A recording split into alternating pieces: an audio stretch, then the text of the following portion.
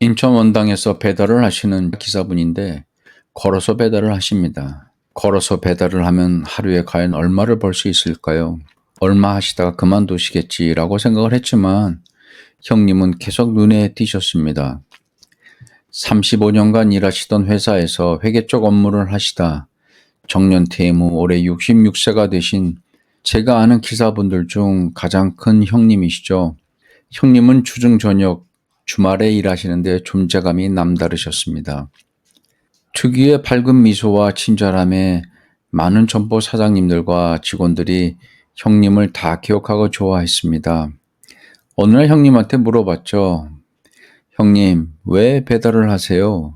아, 소주값 벌려고요? 그냥 주말에 짬짬이 해요. 소주값, 정겨운 말씀입니다. 부유해 보이시는 모습이라 아마도 무료함에 운동 삼아 배달을 하시나 보다 생각을 했습니다. 배달 후 가정에 돌아가면 가족분들과 따스한 시간을 보내며 때론 친한 친구분들과 소주를 마시며 인생을 나름 멋지게 보내실 거라 생각을 했습니다. 나이 들면 자신의 얼굴에 책임지라 하지 않았던가요? 사실 점쟁이가 아니더라도 사람의 인상이나 말투만 잠깐 들어봐도 그 사람의 심성을 느낄 수 있습니다. 그렇게 길들여지며 오랜 세월을 살아온 그런 삶은 마치 수박 껍데기만을 들겨 속이 잘 익었는지 아닌지를 아는 것처럼 사람도 마찬가지입니다. 엄청난 사기꾼이 아니라면 우린 상대의 말투와 인상만으로도 어떤 사람인지 분류할 수 있습니다. 그래서 형님 같은 분을 만나면 더 정이 가고 기억에 오래 남는 거죠. 형님의 얼굴에서 인자함과 편안함이 항상 느껴졌습니다. 그래서 외람단 말이지만 언젠간 저도 그 소주 한번 얻어먹고 싶다는 생각이 들었습니다. 그렇게 소탈하고 해맑은 형님의 미소가 좋아서 형님을 볼 때마다 사진을 찍었습니다. 나에게 소주 사주고 싶은 친구가 있다는 것이 얼마나 행복한 일입니까? 어느 비 오는 일요일 오후 식당에서 형님을 만나 반가운 마음에 형님 가방을 먼저 열어드렸는데 그 안에서 우연히 본 2개의 소주 PT병이 있었습니다. 형님, 이 소주병들은 뭐예요? 아, 그거 떡볶이 국물 새지 말라고 받쳐놓는 거예요. 형님은 이래저래 소주를 참 사랑하십니다. 그리고 다시 몇 개월이 지나 어느새 겨울이 되었습니다. 오후에 문자가 왔습니다. 요즘 형님이 보이지 않아 추워서 일 안 하시나 했는데 이 문자를 받고 바로 전화했습니다. 형님 무슨 일 있으세요? 네, 아우님, 제가 몸이 좀 불편해서 그러는데 좀 와주실 수 있나요? 네 형님 제가 지금 갈게요. 무슨 일일까 걱정하며 좀 심각한 문제라는 느낌이 형님 목소리에서 느껴졌습니다. 형님 집은 전에 한번 가본 적이 있어 금방 찾았습니다. 제가 전에 생각했던 번듯한 아파트가 아닌 초라한 원룸이었습니다.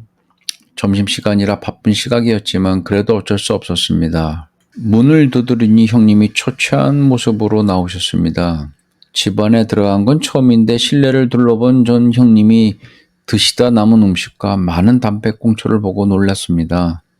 그리고 방 한편에 놓인 큰 스티로폼 박스 안에 냉동만두가 있어 만져보니 이미 다 녹은 상태였습니다. 이건 제가 한참 전에 형님 집 앞에 놓고 간 박스라 기억을 합니다. 그때 택배 물건이 잘못 갔다면서 형님 집으로 다시 가져다 줄 수 있냐는 부탁이었는데 그때 박스 2개였는데 하나는 꽤 무거웠습니다. 아마 그 안에 그 만두가 들어있었나 봅니다. 형님, 만두는 냉동 보관하셔야죠. 만두는 아직은 괜찮아요. 열흘이 훨씬 지났는데 어떻게 괜찮을 수가 있을련지. 아직 완쾌 안 하셨어요? 아, 형님 어디가 편찮으세요? 병원에 가셨어요? 병원에 다니고 있어요. 근데 기침이 멈추질 않아 숨이 차서 움직일 수가 없어서요. 그래서 미안한데 편의점에 가서 먹을 것 좀 사다 주면 좋겠어요. 그리고 내 카드가 문제가 생겨서 10만 원만 은행에서 현찰 좀 찾아주시면 온라인으로 바로 입금할게요. 음식값하고 배달비 포함해서요. 그러면서 쪽지를 건네주셨습니다. 건강하시던 형님이 아프시다니 그리고 간호해줄 보호자도 없이 원룸에서 혼자 지내시는 걸 보고 오후 내내 배달하면서 기분이 안 좋았습니다. 나중에 문자로 형님한테 배달 앱을 보내드리면서 편의점 주문도 핸드폰으로 가능하니 앱을 깔아보시라고 했죠. 하시다 어려우시면 다시 말씀하시라고. 그랬더니 해보겠다고 하셨습니다. 맘스터치 혜진이한테 저녁에 일 끝나고 같이 찾아가서 앱 좀 설치해 드리자고 말했지만 사실 퇴근 후 피곤한 알바생한테까지 그런 것까지 부탁하기가 좀 그래 흐지부지 그만두었습니다. 그리고 얼마 후 제 블로그에 이런 댓글이 달렸습니다. 안녕하세요. 글 쓰신 분의 딸입니다. 아버지 사진 찍어주시고 챙겨주시고 상황 써주셔서 너무 감사드립니다. 제가 해외에 살고 있는데 물어봐도 잘 지내고 있다고만 하셔서 하마터면 어떻게 사시는지 모를 뻔했습니다. 아버지가 암으로 입원 중이십니다. 그리고 너무도 빨리 세상을 떠나셨습니다. 생각해보면 참 허무하고 무상합니다. 사람이 살아있는 것과 사라진다는 것의 차이가 정말 한 끗 차이처럼 느껴집니다. 살아있다는 것에 감사하기보다는 아직 오지도 않은 죽음에 대해 공포를 느끼며 살아가는 게 어쩌면 어리석다는 생각도 들지만 그렇다고 죽음의 공포로부터 자유로울 수도 완전히 초월할 수도 없습니다. 하루하루 뭘 위해 그렇게 바쁜지는 모르겠지만 오히려 바빠서 죽음에 대한 공포조차 잊고 살아갑니다. 우린 누구나 노후를 준비합니다. 하지만 노후의 궁극적인 종착지는 죽음이죠. 결국 잘 죽기 위해 준비를 하는 것인데 그 핵심 내용 없이 연금이나 요양원을 먼저 준비하는 건 본질에서 벗어난 거라 봅니다. 2023년 기준 사망한 10명 중 8명은 병원에서 삶을 마쳤고 가족들과 집에서 사망한 환자는 15.5%에 그쳤다고 합니다. 죽는 그 순간까지 병원에서 주사기를 몸에 꼽은 채 그렇게 죽어간 것입니다. 그리고 그들이 지불한 병원비도 실로 놀라울 정도의 큰 액수죠. 부자라면 상관없지만 가난한 사람들에겐 그 비용도 배우자나 자식들에겐 큰 고통 전담입니다. 어차피 죽을 목숨이라면 적은 비용으로 고통 없이 죽을 수는 없을까요? 꼭 그런 과정이 인간의 존엄에 대한 예우일까요? 그리고 이런 생각이 들었습니다. 나도 준비하면서 살아야겠다. 그래서 이런저런 정보를 뒤지던 중 연명 치료 중단에 대해서 알게 되었습니다. 그리고 그 의료 중단 의향서를 작성하기로 마음을 먹고 쉬는 날 성북구 보문로에 위치한 사전의료 의향서 실천 모임 사무실을 방문했습니다. 오늘 저는 사전 연명 의료 의향서를 제 스스로가 직접 작성하려고 이곳에 방문을 했습니다. 이 보문에 있는 이곳인데 여기에서 이경만 교수님을 모시고 설명을 좀 듣기로 하겠습니다. 먼저 교수님, 이 단체는 무엇을 하는 곳이며 어떤 작성과 어떤 설명을 해주실지 말씀 부탁드리겠습니다. 네, 반갑습니다. 저는 이제 이경만 상담사입니다. 그래서 지금 교수님이라고 저는 전직이 교수로 명예퇴직을 하다 보니까 우리 지금 사회자분이 교수라고 소개를 하셨는데 여기서는 일단은 상담사로서 제가 설명을 해드리겠습니다. 사전연명 의향서 상담사는 실질적으로 어떠한 그 불의의 사고로 그 사고를 당할 수도 있고 나이가 먹어서 연세가 드셔서 이제 실제 그 임종 단계에 접어들 수도 있는 분들을 대상으로 해서 사전에 작성을 하는 것이 사전연명 의향서인데 실제 사전연명 의향서의 정확한 개념을 아시는 분들이 의외로 적습니다. 그래서 실제 언론이라든가 각종 매스컴에서 이따금 사전연명 의향서 관련된 그 방송을 하기도 하지만 정확한 개념을 가장 핵심되는 얘기를 요약해서 설명을 좀 드리겠습니다. 사전연명 의향서는 실질적으로 언제부터 시작이 되느냐? 사전연명 의향서는 사전에 연명 치료를 안 하겠다고 하는 자기 의식이 있을 때에 작성해 두는 것이 사전연명 의향서입니다. 실제 그거는 예를 들어서 갑자기 많이 아파서 본인이 의식이 없을 때 대비해서 사전에 미리 작성해 놓는 건데요.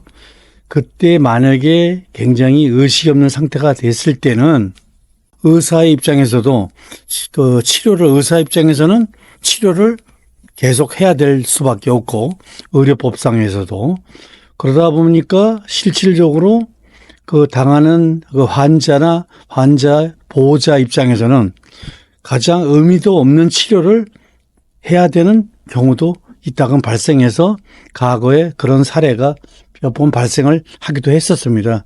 그래서 그런 거를 대비해서 사전에 의식이 있을 때에 미리 작성해 두는 것이 연명의향서 작성입니다. 네.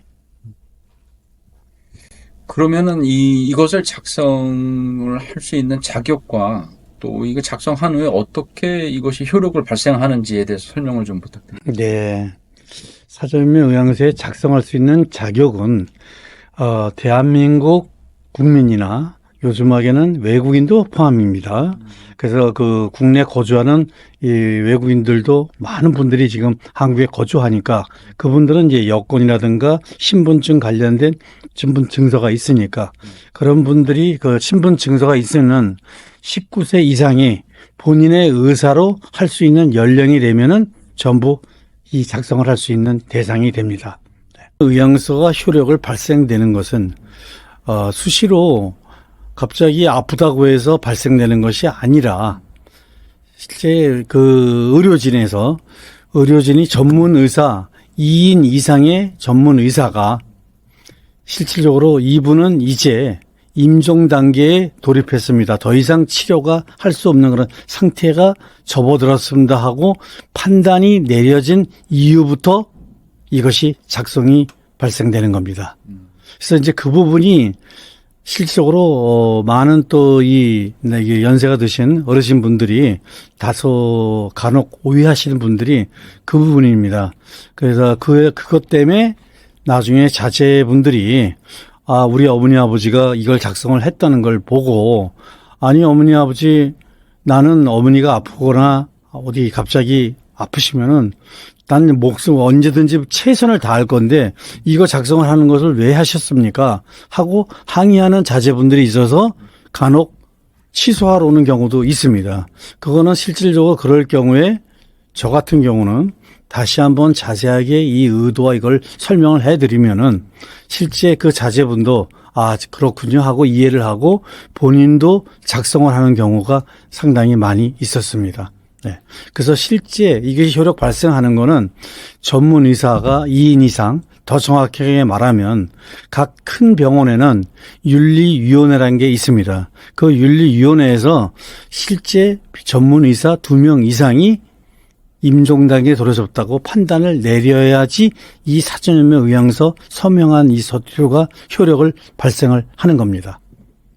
그러면 교수님 이것을 등록을 하면 어디에 등록이 되며 만약에 혼자 계신 독거이신 분들이 어떤 외지 병원에서 만약에 그런 임종 상태를 맞이해야 한다고 치면 가족도 없는 분들이 그럴 경우에 이분이 이런 의향서를 작성했는지 안 했는지를 어떤 근거로 의사들이 이걸 알 수 있을까요?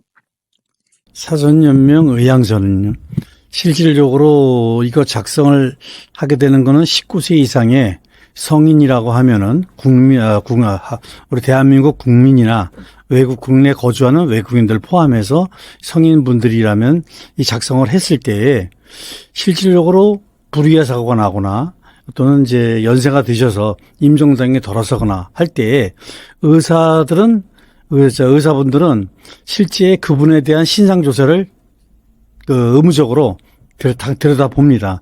그래서 실제 보건복지부에 주민등록 번호만 실제 거기다 입력을 시키면은 개인이 어떠한 이 사전연명 의향서를 작성했다는 여부를 전부 알게 됩니다. 실제 의사는 그러한 본인에 대한 신상을 필히 살펴봐야 되는 의무를 가지고 있기 때문에 의사들은 전부나 알 수가 있죠.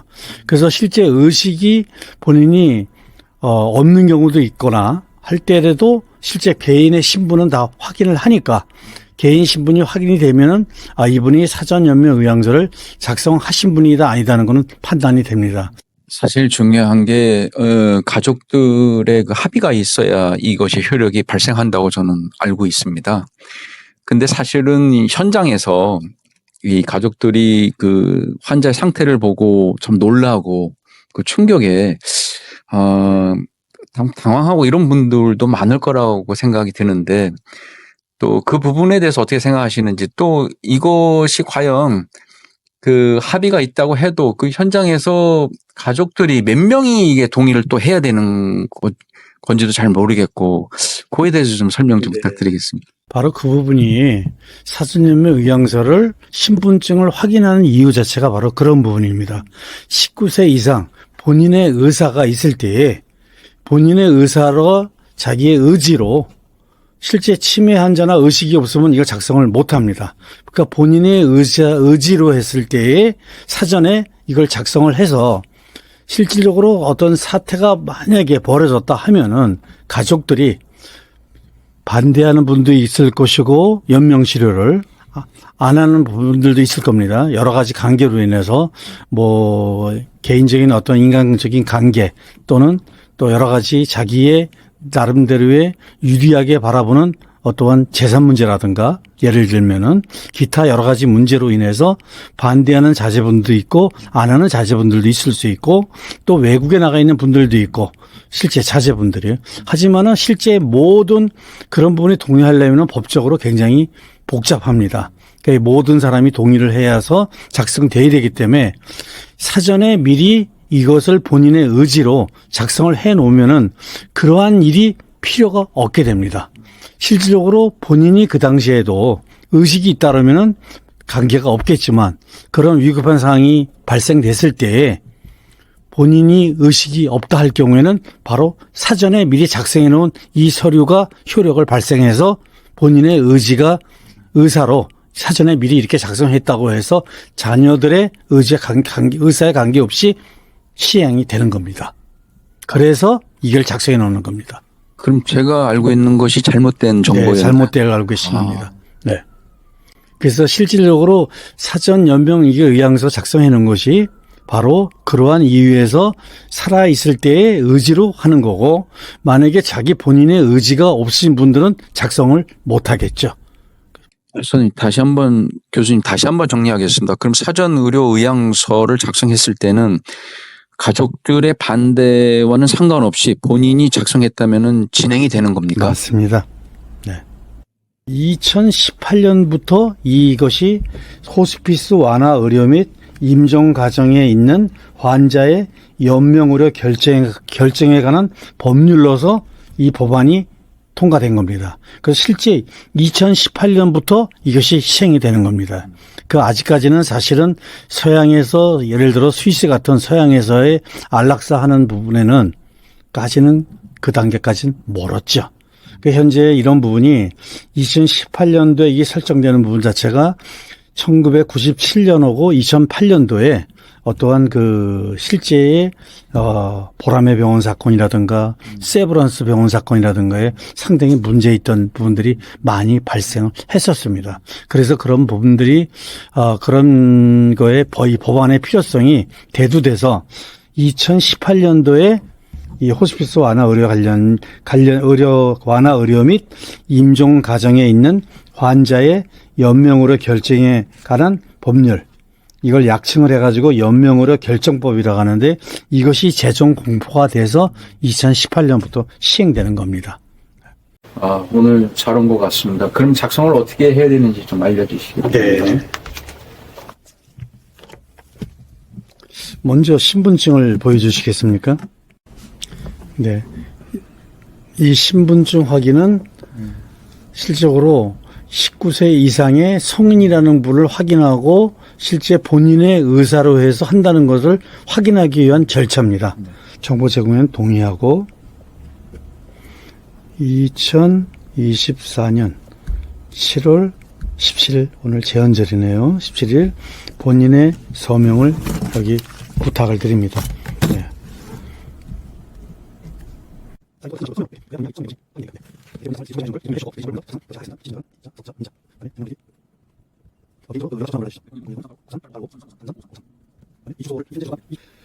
이 주소고 전화번호를 여기 기재하는 이유 자체가 실질적으로 이 전화번호로 통해서 사전연명 의향서가 등록이 되면은 내일 바로 보건복지부에서 문자로 사전연명 의향서가 등록됐다는 문자가 날아가기 때문에 이 전화번호가 굉장히 중요하고요. 비상시에 또 연락처가 되고요. 본인 연락처. 그다음에 이 주소는 본인이 만약에 사전연명 의향서 작성을 하고 등록 카드를 받으시겠다고 원한다면은 실질적으로 그 등록 카드가 본인한테 배달이 될 겁니다. 그 등록 카드는 예를 들면은 이건 제의 사전연명서 등록증인데요. 제 거 이런 등록증을 받으신다고 하면은 이런 등록증이 우편물로 등기가 아니고 우편물로 가기 때문에 이 주소가 정확해야 됩니다. 그다음에 작성 동기 및 특이사항에 대해서는 이건 여러 가지 통계도 필요하고 개인의 그런 부분도 필요하기 때문에 제가 제가 얘기를 하면은 그거에 본인이 거기에 맞다고 생각하시면 그냥 끄떡끄떡 해주시면 됩니다. 자, 첫 번째 마지막 순간에 편안히 가고 싶어서. 네. 네. 가족들에게 부담을 주기 싫어서. 네. 나의 자발적 의지로 결정하여 가족들이 갈등하지 않도록 하기 위해서. 네. 나의 마지막 모습이 인간다운 모습으로 남은 이들에게 기억되기를 바라서. 네. 죽음을 미리 준비하고 삶의 마무리 기회를 갖기 위해서. 네. 주위에서 마지막 고통스럽게 연명하는 것을 보고 이런 제도가 있다니 반가워서. 네. 경제적인 부담, 본인이나 자녀나 국가 등의 부담을 주기 싫어서. 네. 네, 전부 다 많은 분들이 이렇게 해당들을 많이 하시더라고요. 네. 그 다음에 등록 카드가 아까 말씀드렸던 이 사전연명 의향서의 등록 카드를 받으시겠든지 안 받으시겠든지 하는 거를 체크하는 부분입니다. 등록 카드를 받으셔야 되겠죠. 네. 그래서 저는 이제 그 추천을 해드리면은 등록 카드를 가능한 받으셔서 그 자녀분들이나 주변 분들한테 나 이렇게 사전연명 의향서를 작성을 했다는 거를 보여줄 필요가 있습니다. 이게 무슨 굉장히 남한테 못 보여줄 수 있는 그런 부분이 아니기 때문에 많은 사람들한테 알리는 것이 중요하기 때문에 어르신분들한테도 꼭 추천을 드립니다. 주변 분들한테 받고 카드를 자랑도 하시고 보여드리라고요. 알겠습니다. 네. 네, 맞습니다. 자, 그래서 일단 이제 주소고 전화번호가 작성이 됐고요. 여기에 하나의 이제 본인이 선택해야 될 부분, 선택해야 될 부분이 하나 더 있습니다요. 어떤 거냐면 실제 만약에 그 윤리관리위원회에서 이제 이분은 임종 단계에 들어섰습니다 하고 판단을 내렸을 때에 그렇게 상태가 됐을 때는 환자가 특히 암 환자 같은 경우에는 얼마나 고통스럽겠습니까? 그래서 그다음에 환자도 고통스럽지만은 환자뿐만이 아니라 주변에 있는 보호자들도 굉장히 고통스러울 겁니다. 그런 고통스럽고 정신적, 육체적, 정신적 그런 고통을 덜어주기 위해서 정부에서는 호스피스 제도라는 걸 운영하고 있습니다. 그래서 호스피스 제도라는 걸 통해서 그나마 좀 더 그런 이 고통을 들어주기 위해서 호스피스 제도라는 걸 운영을 하고 있는데 거기에 들어가는 경비는 정부에서 95% 부담을 하고 개인은 5% 부담을 하는 겁니다. 그래서 실적으로 호스피스 지용에는 실질적인 거는 암 환자를 대상으로 호스피스가 대상으로 이게 시행이 되고 있지만은 최근에는 암 환자 외에도 다른 일부 중병에 걸린 분들도 호스피스 이용을 할 수가 있습니다. 근데 현재까지 이 호스피스는 이 제도가 아직까지는 우리 국내의 시설이 좀 부족하고 많은 걸 모자라기 때문에 그때 가서 상황에 많은 분들이 환자들이 호스피스 이용을 하겠다고 하면은 공간이 없어 이용할 수도 없습니다. 하지만 이제 그런 것도 해버려서 병원은 이용을 못하고요. 대신에 이제 자문형이라든가 집으로 호스피스가 파견돼서 갈 수도 있겠죠. 그런 호스피스를 이용할 의향이 있느냐 없느냐는 거를 선택하셔야 됩니다. 우리 지금 우리 이성민 씨는 지금 호스피스 이용할 계획을 갖고 계십니까? 안 계실 겁니까? 이용하겠습니까? 안 하겠습니까? 이용하겠습니다. 네. 가능하면 이용하시는 게 좋을 거예요. 그래서 그 상에 가서 본인이 만약에 의식이 있어서 뭐 이용 안 하겠다고 하면 그때 가서 안 할 수도 있는 거예요. 하지만은 이용하는 분들이 실적으로 경쟁이 그 많은 분들이 미리 이용하겠다 하신 분들이 그때 가서 많을 수도 있기 때문에 가능하면 20% 이용한다고 하시는 게 좋을 듯하고 그 앞으로 또 10년 후 20년은 더 많은 어떠한 그 지원 제도가 더 좋아질 수도 있으니까요. 네. 그다음에 실제 이 사전의 의향서를 오늘 작성을 했는데 내일 갑자기 생각이 바뀌었다. 나 취소를 해야 되겠다 하면은 언제든지 취소도 할 수 있습니다. 대신 그 경우에는 취소하는 경우에는 전화상으로 안 되고 본인이 직접 찾아와서 취소를 해야 되겠죠. 그다음에 마지막으로 지금 이제 선정을 해주셔야 되는 거, 선택을 해주셔야 될 부분이 이런 사전연명 의향서를 나중에 본인의 가족들이 또는 본인의 그 보호자나 주변의 가족들이 도대체 우리 지금 이성민 씨가 작성을 했다는 사전연명 의향서를 어떻게 했는지 보고 싶다 했을 때는 그 열람을 볼 수 있게끔 해주느냐 안 해주는 거를 결정하시는 겁니다. 그 열람 여부를 선택해 주십시오. 네, 열람하도록 하겠습니다. 네. 가능한 열람을 하도록 해 줘야 되겠죠. 가족들이 그 볼 수 있게끔 해서 실적으로 저도 항상 열람을 추천을 해 드립니다. 네. 그래서 이러한 그 작성을 이제 다 하셨고요. 마지막으로 본인이 현재 이런 부분의 모든 걸 완료했다는 서명을 해 주시는 건데요. 마지막 서명이 제일 중요합니다. 죽음은 치료해야 할 질병이 아니다. 언젠간, 이 말은 아마도 언젠간 받아들여야 할 대상이라고 저는 생각을 합니다. 사실 사전 연명 의료 의향서라는 것이 의미 없는 연명 의료 비용과 환자가 겪는 의미 없는 고통을 줄이고자 하는 노력의 한 방편이라고 저는 생각이 듭니다. 이뿐만이 아니라 아까도 말씀드렸듯이 고위험군에 있는 저 같은 음식 배달 기사나 그런 직업군들에 있는 꼭 나이 드신 분이 아니더라도 그런 분들에게 한 말씀 좀 부탁드리겠습니다. 네, 맞습니다. 보라색 배달 오토바이 한 대가 실제 앞부분이 있습니다. 우리가 이것을 작성하는 이 죽음이라는 어떻게 죽음을 받아들일 것인가 하는 부분에 대해서 이 젊으신 분들은 상당히 받아들이기가 고민해 본 적이 없을 겁니다요.